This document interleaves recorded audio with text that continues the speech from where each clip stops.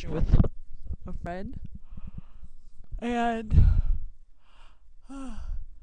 ah, people say, Adina, why do you, why do you, why do you yawn so much? Why?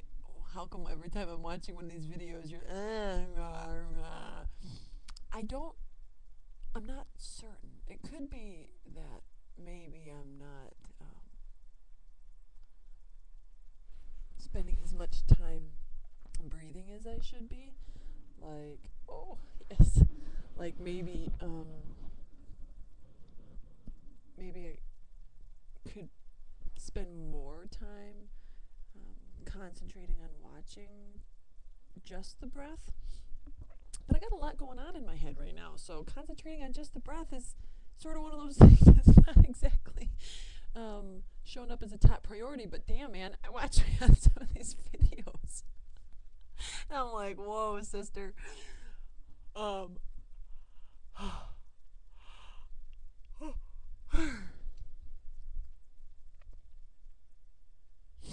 Anyways, so people have said, "What? Are you bored? Are you tired?" And that's not the case. It just happens to be my particular body's way, my form's way. What this form does, its way of communicating, and it doesn't mean anything to anybody other than its own self. And if everyone was concentrating on their own self in every moment, I remember posing the question to a friend of mine, do you think that people could learn faster if they were communicating via videos to one another or via text messages to one another? Because we wouldn't have our bodies confusing the message. We'd be able to hear another person's words or perspectives and watch our own bodies. I mean, this is story free, people. Oh man, it's cold in here. God dang, that window is freezing. So, basically, if we are in a space of privacy, is it possible to engage in a dialogue and have the entire purpose of that engagement be to see how each word that another person uses, see how each word vibes with our space? Not as in if each word is true or false in that instant moment, but if the word vibes as true or false, then we recognize that that feeling is a space of duality, and duality is not one, and to bridge between what you know and what you don't know is the only thing that's left to do. So when you hit a word with another in conversation or a concept with another in conversation, you kind of have to step out of the moment and get really super galactic. You've got to step out of the body and get really big into the one space, the space where it's all one working organism. And you got to be ego free. And in that moment, what I mean by ego free is free from all of your self-conditioned concepts, everything you ever thought was true about yourself. And in order to do that, you have to surrender a lot. And that means giving up any other remaining story. Oh man, I'm so bored with you guys. Oh man, I'm so tired. Oh man. I'm just kidding. Not any of those things. But I am running out of battery, and I really did want to just say that if you have a chance, if it seems like something that you can work into your space, consider it.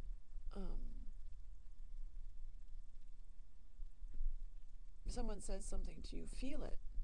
And if it feels like it's telling a story, if it feels like it's coming with a heavy weight, or it's their idea versus my idea, then that's not truth. And it's our job to figure out how to get through that. that doesn't mean either of us has to change to the other person's perspective. We just have to know that that is a perspective, that is a truth, and time, stepping out of it and looking at the space beyond the space. That's what'll get you there. It takes practice, and it is a lot, and you do have to work, and there is a lot of surrender, and there's a lot of confusion. Am I doing this right? If you're feeling happy and you're loving another human, and you're able to grasp the concept that it's all one organism, that information alone will sustain you through all of your practice. The voice inside will speak more clearly, or the witness, or your God, or whatever it is that you come up with to call it. That sound will bring more and more truth to you the more that you dedicate yourself to that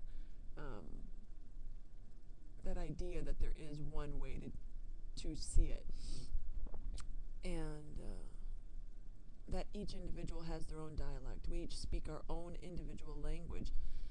You could have a whole group of Germans or Latinos or Afrikanas or Romanians or Ruskins or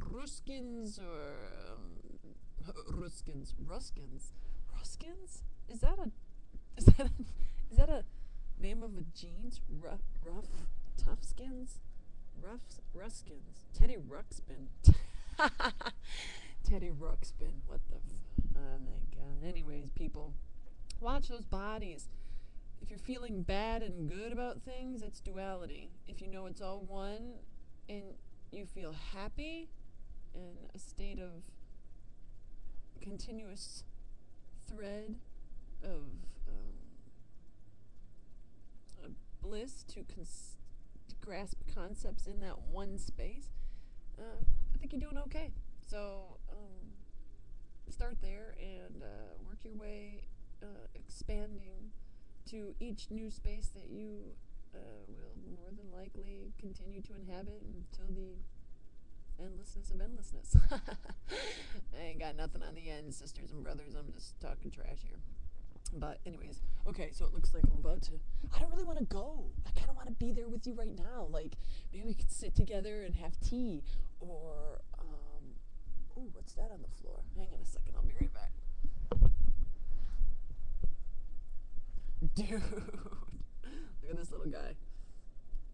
Okay, I'm gonna pull a little stunt. I'm gonna see if this will work. Are you ready? You are getting very sleepy. Oh wait, no. Stop. I take that back. Don't anybody fall asleep yet. We're trying to get people to wake up. Okay. You are waking up.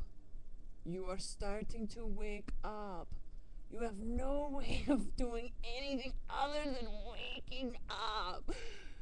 Yes? Does it work? No? Okay. Whatever. Peace, people.